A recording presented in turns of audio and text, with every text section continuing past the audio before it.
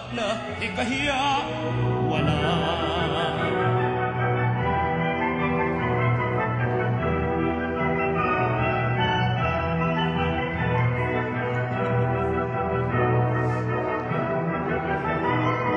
Kulubot man itong balat, sa mukha'y nasa salat, malakas pang balikat, anuman ay kayang mabuhat. Baka kita'y mapintasan. Huwag mo lang pagtatawanan.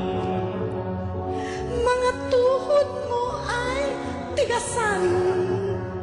Ay matuwid ba itong baywang? Palalo kang magsalita. At yan po ang Ateneo Community. Ang ipinapakita nila ay bahagi ng dulang walang sugat. Muling bubuhayin ng mga taga-Ateneo ang Zarzuela, ang sinaunang pagtatanghal sa entablado para magbigay ng saya. Isang umagang kay ganda po sa inyo lahat. Ako'y isang paru-paro, nalilipad-lipad sa mga bulaklak. Ang aking masamyo ang bangong pangaliw sa lahat. Ako'y bulaklak at wala pang kapatay ang karigtan.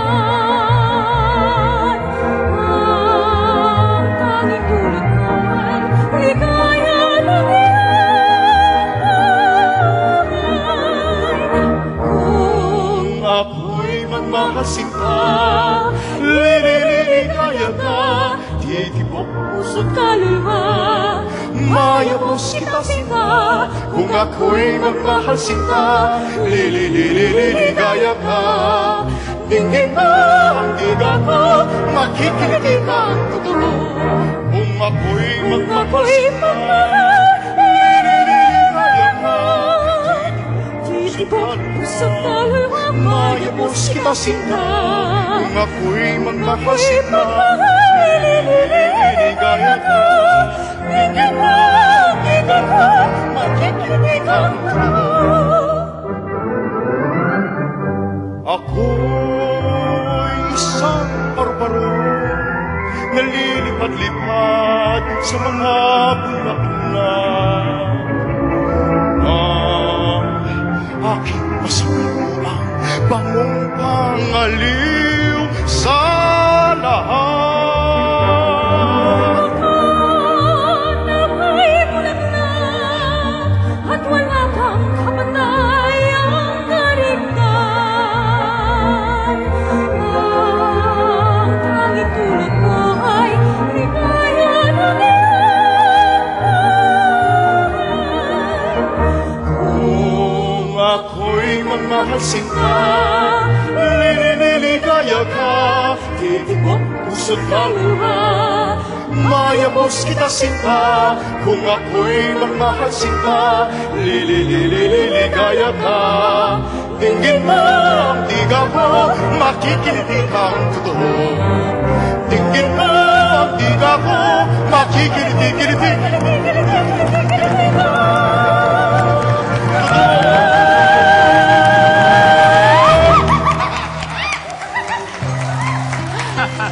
Ang galing, ano? Tom, di ba nagteatro ka rin dati? Oo, galing, Siguro sobra. gumaganyan-ganyan ka din dati.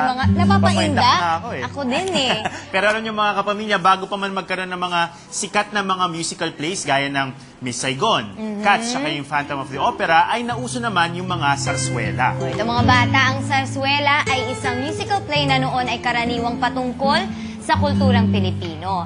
At sa ating kasaysayan, ang itinuturing na reyna ng Zarzuela ay si Atang de la Rama. Yun. At ngayon, bubuhayin ng Ateneo Community ang Zarzuela, at kung si Atang de la Rama ang reyna ng Zarzuela, si Severino Reyes naman ang itinuturing na ama ng Zarzuela. At ang kanyang isinulat na Walang Sugat ang gagawing musical play ng mga taga-Ateneo. At kasama natin ngayong umaga, si Ricardo Abad, ang direktor ng Walang Sugat. Good morning, sir. Umagang maganda. Sir, siyempre, ang una pong tanong natin para sa mga hindi nakakaalam, pakipaliwanag po muna kung ano ang isang sarswela.